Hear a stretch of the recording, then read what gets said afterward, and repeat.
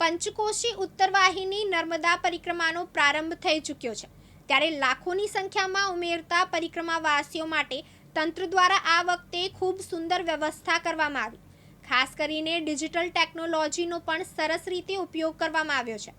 કર્મચારીઓની ટીમ સાથે ડિટેક્ટર હાઉસના મશીનો ગોઠવવામાં આવ્યા છે, જેમાં આવનાર અને જનાર પરિક્રમાવાસીઓની સંખ્યા નોંધવા માટે 2 અલગ-અલગ પોર્ટેબલ મેટલ ડિટેક્ટર ગોઠવવામાં આવ્યા છે, જેનાથી અહીંયા આવતા જતા પરિક્રમાવાસીઓની સંખ્યા નોંધાઈ રહી છે. તિલકવાડા તરફથી આવતા સહેરાવ ઘાટ ખાતે 2.5 કરોડના ખર્ચે કામચલાઉ નવો બ્રિજ બનાવવામાં આવ્યો છે, જેની આજુબાજુ સીસીટીવી કેમેરા સાથે એક વિશાળ ડોમ બનાવવામાં આવ્યો છે.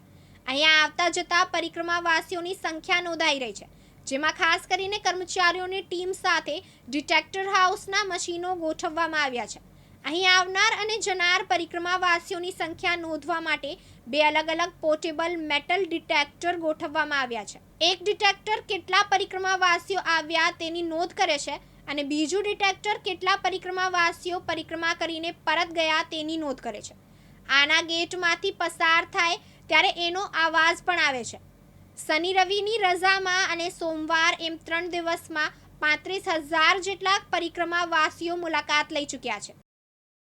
નર્મદા પરિક્રમાનો પ્રારંભ થઈ ચૂક્યો છે, ત્યારે આજથી મોટી સંખ્યામાં પરિક્રમાવાસીઓ ઉમટી રહ્યા છે. તંત્રએ આ વખતે ખૂબ સુંદર વ્યવસ્થા કરવામાં આવી છે. સામે તમે જોઈ શકો છો કે સહેરાવ ઘાટ પર સરસ મજાનો 2.5 કરોડના ખર્ચે પુલ બનાવવામાં આવ્યો છે, જેથી કરીને સામે કિનારે લોકો જઈ શકે, આવી શકે અને પરિક્રમા કરી શકે.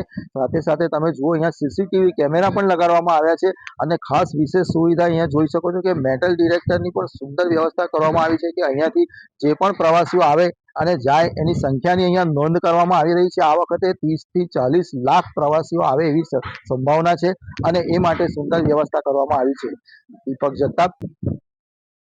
દીપક જગતાપ સાથે જીતુ રાણા, દિવ્યાંગ ન્યૂઝ, રાજપીપળા.